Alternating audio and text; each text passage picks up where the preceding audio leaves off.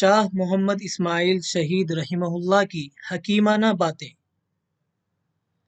کلکتہ میں ایک ملحد نے حضرت مولانا محمد اسماعیل شہید رحمہ اللہ سے کہا کہ غور کرنے سے یہ معلوم ہوتا ہے کہ داڑھی رکھنا خلاف فطرت ہے، یعنی داڑھی رکھنا نیچر کے خلاف ہے، کیونکہ اگر فطرت کے موافق ہو تو ماں کے پیٹ سے پیدا ہونے کے وقت بھی داڑھی ہوتی۔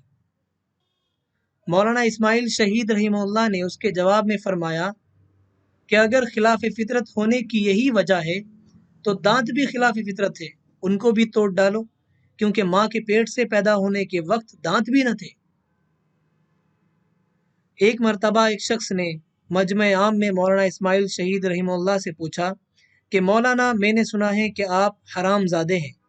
شاہ اسماعیل شہید رحمہ اللہ نے بہت متانت و نرمی سے فرمایا، تم سے کسی نے غلط کہا ہے، شریعت کا قاعدہ ہے الولد للفراش، میرے والدین کے نکاح کے گواہ اب تک موجود ہیں، ایسی باتوں کا یقین نہیں کیا کرتے۔